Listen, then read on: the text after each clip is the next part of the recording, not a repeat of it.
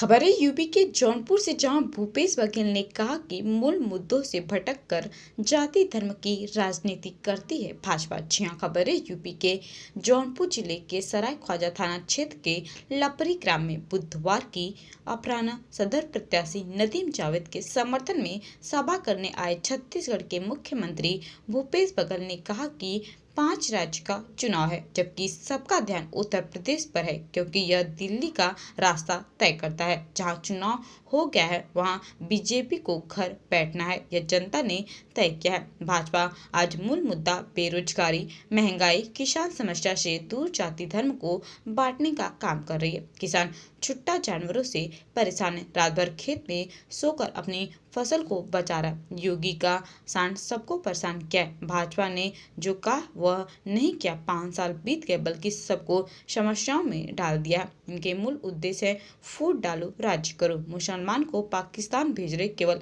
नफरत फैलाने का काम भाजपा करती है और अखंड भारत की बात करती है। देखिए जौनपुर से राकेश कुमार शर्मा की यह रिपोर्ट।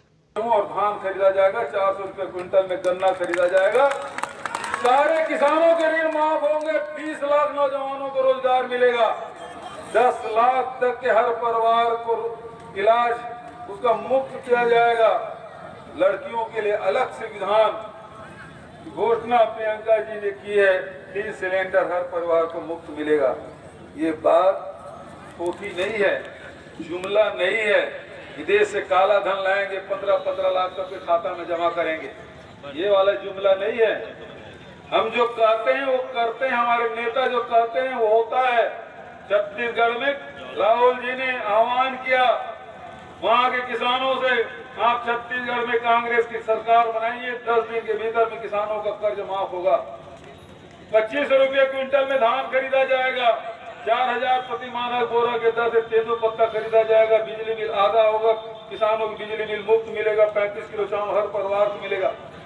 ये बात उन्होंने कही थी। छत्तीसगढ़ की जनता ने 3/4 बहुमत से कांग्रेस की सरकार बनाई, 10 दिन नहीं लगा, शपथ ग्रहण के 10 घंटे भी नहीं लगे, 2 घंटे के भीतर में 19 लाख किसानों के 9000 करोड़ रुपए हमने माफ किया।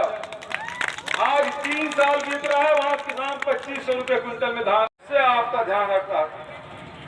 सैकड़ों साल से विभिन्न जाति, धर्म, भाषा, भाषी के लोग, विभिन्न प्रांत के लोग एक साथ से हम रह रहे हैं। ये गुलदस्ता है, और गुलदस्ता केवल एक फूल से नहीं बनता, उस गुलदस्ते में हर प्रकार के फूल होते हैं, और यही हमारी खासियत है, यही हमारी ताकत है। अनेकता में एकता है, भारत की ताकत है, और जिसे खंडित करने का काम भारतीय जनता पार्टी करना चाहती है। केवल वोट के लिए सब खड़ा कर सकते हैं, आपका ध्यान भटका सकते हैं, आपको लड़ा सकते हैं, लेकिन आपके हितों में कोई फैसला ये नहीं कर सकते। कांग्रेस पार्टी है जो जोड़ने का काम करती है। समाधान यदि किसी के पास है तो कांग्रेस के पास है। आज यदि छुट्टे जानवर के भी समाधान कहीं है तो कांग्रेस के पास है। छत्तीसगढ़ सरकार ने कर दिखाया कि 2 रुपये किलो में गोबर खरीद रहे हैं, आज छुट्टे जानवर से निजात पा रहे हैं। आज तो 5 साल से इससे जूझ रहे हैं। हमारे यहाँ भारतीय जनता पार्टी सरकार 15 साल, तो छुट्टे जानवर तो वहां और ज्यादा था। आज छुट्टा जानवर से निजात मिली है छत्तीसगढ़ में। यदि हम कांग्रेस की सरकार बनती है तो छुट्टे जानवर से निजात भी यहाँ दिलाएंगे। ये मैं आप सबसे कहते हुए भाई नदीम जावेद को आशीर्वाद दीजिएगा, समर्थन दीजिएगा, सहयोग दीजिएगा।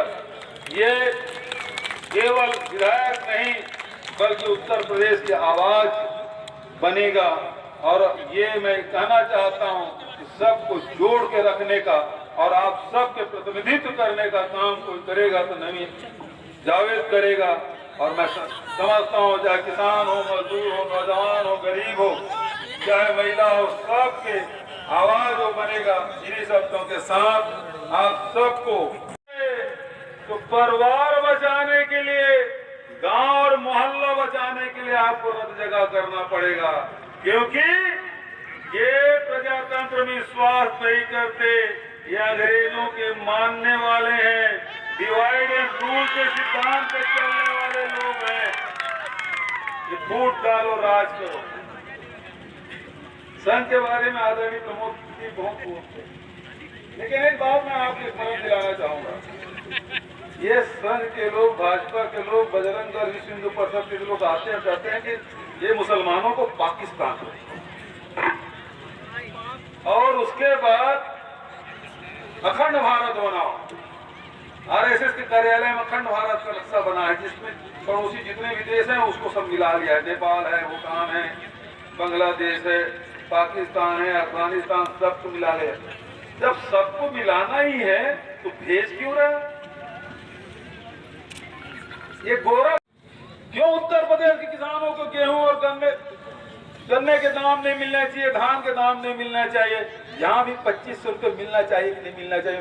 बड़े बुजुर्गों को मिलना चाहिए ना, मिलना चाहिए तो आवाज आने चाहिए।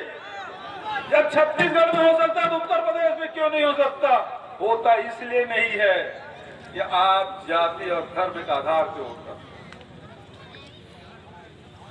यदि इन बातों को लेकर आप मतदान करते, मेरे बच्चे को नौकरी मिलना चाहिए, रोजगार उसके पास होना चाहिए, मेरे किसान को दाम मिलना चाहिए,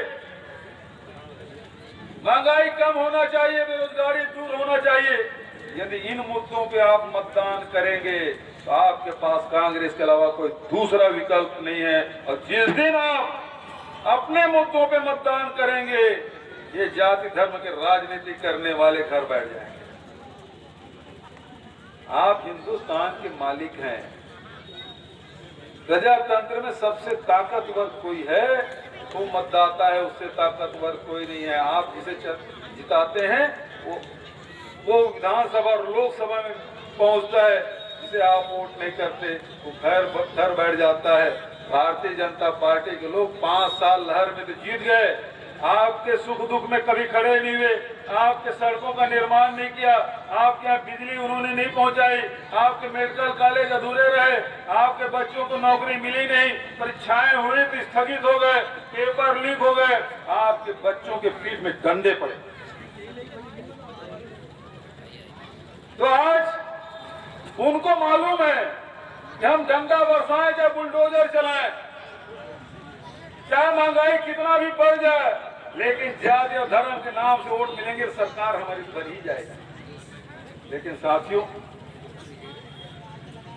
जाति और धर्म तो आदिकाल से चला आ रहा है और आगे भी रहेगा, लेकिन राजनीति का जो धर्म है उसका निर्वहन कौन करेगा?